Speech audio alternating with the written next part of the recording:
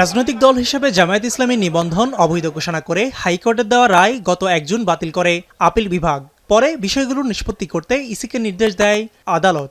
একই সাথে ঢাকা দক্ষিণ সিটি কর্পোরেশনের মেয়র হিসেবে ইশরাক হোসেনের শপথ পড়ানোর বিষয়টিও ইসিকে নির্দেশ দেয় আপিল বিভাগ। ঢাকাবাসীর ভোটের অধিকার প্রতিষ্ঠা করব।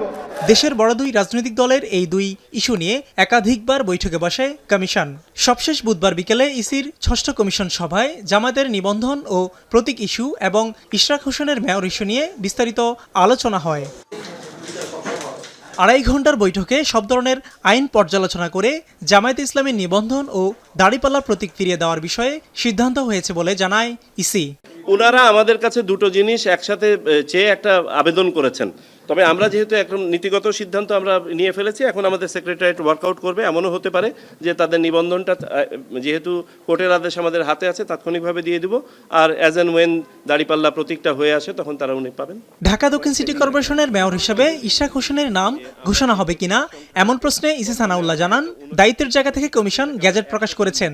ইসির কাজ শপথ পড়ানো নয়। ইলেকশন কমিশনের পক্ষ থেকে আপনাদেরকে বলতে পারি যে নির্বাচন কমিশনের কাজ হচ্ছে গেজেট পর্যন্ত পাবলিশ করা, আর শপথের ব্যাপারটি আপনার স্থানীয় সরকার সিটি কর্পোরেশন আইনের ধারা সাথে পরিষ্কারভাবে বলা আছে কারা এটা অ্যাডমিনিস্ট্রেট করবে। আমরা যেটা বলেছি আমাদের চিঠির মাধ্যমে যে এখানে যদি কোনো আইনি কোনো ধরনের জটিলতা না থাকে বা অপর কোনো বাধ্যবাধকতা না থাকে তাহলে আমরা তাদের পরবর্তী কার্যক্রম গ্রহণ করার জন্য অনুরোধ করেছি, যেটা আমাদের যখন আমরা এই গেজেটটা করেছিলাম গেজেটের কাভারিং লেটারে এটা দেওয়া আছে।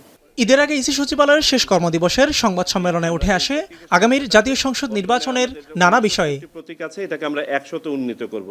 মিয়া আমিরুল, এখন ঢাকা। এই ছিল হচ্ছে আপনার আদালতের রায়। মাঠের অলরাউন্ডার আমি, আর ঘরের allrounder Tilex. Tilex toilet cleaner, clean মানেই টাইলক্স।